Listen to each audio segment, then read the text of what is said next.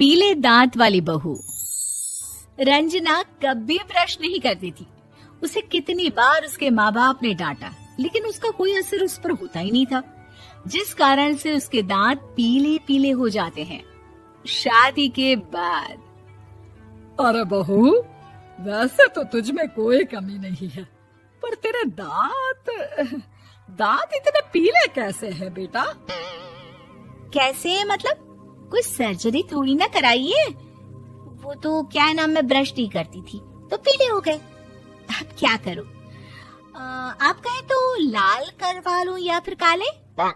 यार ये क्या है, क्यों माँ से लड़ रही हो? लड़ रही हूँ? अरे मैं लड़ रही हूँ या ये बोल रही है कि दांत पीले हैं, पीले। अरे तपस्या थोड़ी ना की है इन्हें पीले करने के लिए। बकायदा ब्रश नहीं किया है 20 साल तक, तब जाकर।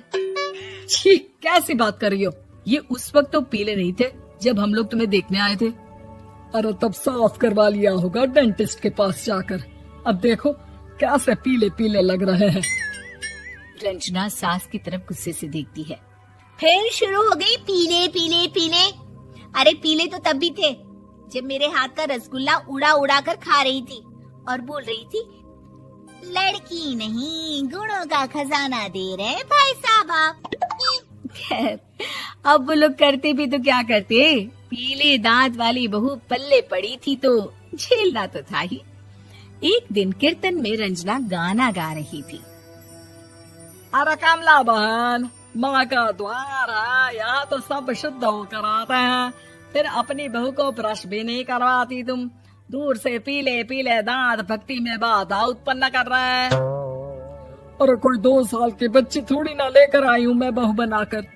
अच्छी खासी लड़की है, अरे कैसे करवाऊं ब्रश? ये तो उसे खुद करना चाहिए ना। अब माँ बाप तो इसके जैसे तैसे निपटा दिए, ये नहीं सोचा कि सास कैसे संभालेगी। सास बहू को लेकर घर आ जाती है, लेकिन सोच लेती है कि अब इसे लेकर कहीं नहीं जाएगी। अगले रोज बहू कहती है, अरे क्या हो गया, मंदिर नहीं जाना क्या? कीर्तन का वक्त हो रहा है। मेरी मधुर वाणी से कान्हा जी जागते हैं और सोते हैं। आप तो जानती है ना उनकी भक्ति में कितना मन लगता है मेरा। वो क्या है ना, तबीयत ठीक नहीं लग रही है मेरी, आराम करूंगी मैं। तबीयत ठीक नहीं लग रही? अभी तो मिथुन के गाने पर नाच रही थी आप, और अब बोल रही है कि तबीयत ठीक नहीं लग रही। अरे भक्ति में मन लगा लो सासू माँ, ऊपर जाना है, क्या मुंह दिखाओगी आप? हाँ? सास को बहू की बात पर गुस्सा आ जाता है। मैं क्या मुंह दिखाऊंगी, इसकी चिंता तो ना कर, समझी? अपने मुंह की चिंता कर, जो ये पीले पीले दांत लेकर हर जगह पहुंच जाती है। पता है लोग कितना मजाक बनाते हैं। ना जी ना, मैं नहीं जाना कहीं तेरे साथ। तो ये बात है। कोई ना, मत जाओ, मैं अपने कमरे में ही बैठकर भक्ति कर लूंगी। ऊपर वाला दांत थोड़ी ना देखता है, मन देखता है, भावना देखता है। और अरे बस बस, तू सब कुछ दिखा, बस ये सफेद चमकदार दांत ना दिखाना किसी को, है? जा यहाँ से। बहू को सास की बात का कोई फर्क नहीं पड़ता, वो तो जैसी थी वैसी ही रह जाती है। सुबह नहाकर किचन में खाना बनाना, फिर खाना खाना, कीर्तन भजन करना और सो जाना। एक दिन, माँ जी मैं सहेली के घर जा रही हूँ, शाम को लेट आऊंगी। हाँ, तो जाना, मैंने कौन सा तेरी आरती करनी है घर पर बैठकर। रंजना सहेली के घर जाती है, जहाँ वो पार्टी में जाने की तैयारी कर रही होती है। अरे शिखा, कहाँ जाने की तैयारी कर रही है? मैं गलत वक्त पर आ गई क्या? अरे नहीं यार, उल्टा सही वक्त पर आई है। मैंने ये साड़ी और ज्वेलरी निकाली है यार, शाम को इनके ऑफिस की एक पार्टी में जाना है। बताना कैसा लग रहा है ये सब? नहीं यार, इस ड्रेस के साथ तो वो वाली ज्वेलरी अच्छी लगेगी। हाँ, सही बोल रही है, मैंने ध्यान ही नहीं दिया। वैसे तो हमेशा से मस्त फैशन सेंस रखती है। तो बड़ा जाती होगी ना पति के साथ पार्टी में। रंजना कुछ नहीं बोलती, बस सोचती है कि यार काश ये बात सही हो जाती, पर मैं क्यों नहीं जाती पार्टी में? क्या इन लोगों की कोई पार्टी होती नहीं होगी? रंजना घर आती है और रात में पति से सवाल करती है, एक बात बताइए, आप मुझे किसी पार्टी में क्यों नहीं ले जाते? क्या आपकी यहाँ ऑफिस में पार्टी नहीं होती? पति बेचारा क्या कहता कि दांत पीले हैं तुम्हारे इसलिए।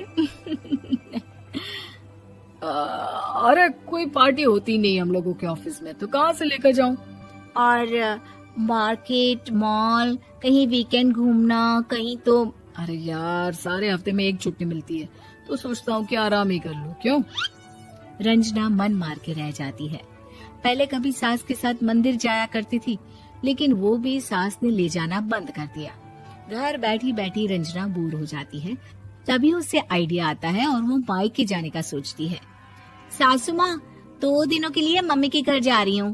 अच्छा अच्छा ठीक है, आराम से जा। और हाँ, माँ से कुछ अच्छी आदत सीख कर आना कि कैसे शरीर के हर भाग की तरह दांतों की सफाई भी जरूरी होती है, समझी? शुरू हो गई ना आप। वो लोग आपकी तरह नहीं है कि छोटी छोटी बात का बतंगड़ बना दे।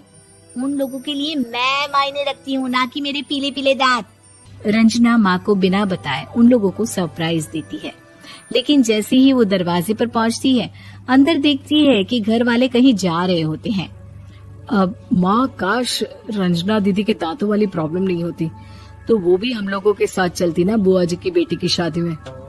हाँ बेटा, लेकिन अब उसे कौन समझाए कि उसको उसके पीले दांत नहीं दिखते, लेकिन उसके आसपास के लोगों को कितना एम्बैरेसिंग फील कराते हैं।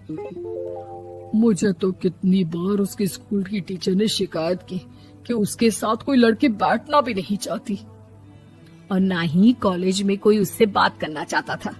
लेकिन पता नहीं क्यों उसे ये बात समझ में ही नहीं आती। कोई कमी नहीं है उस लड़की में, बस यही कि दांत पीले हैं। वो तो भला हो जीजा जी और उनकी माँ का, जो दीदी को जैसी है वैसे ही रखा हुआ है। रंजना को अपने घर वालों की बात सुनकर बहुत दुख होता है। वो सोचती है कि वो क्या करे, लेकिन फिर वो सीधा डेंटिस्ट के पास जाती है, अपने दांत चमकाती है और कसम खाती है कि वो रोज ब्रश करेगी। अरे क्या हो गया? तुम तो 2 दिनों के लिए गई थी ना, पर कोई ना, अच्छा है, चलो आ गई तो। रंजना सास के सामने आकर खड़ी हो जाती है और पूरी स्माइल करती है, उसके चमकदार दांतों को दिखाती हुई। है? चले मंदिर। माँ, मुझे माफ कर दीजिए, मैंने आप लोगों को बहुत एम्बैरेसिंग फील करवाया। मैं आज से रोज ब्रश करूंगी।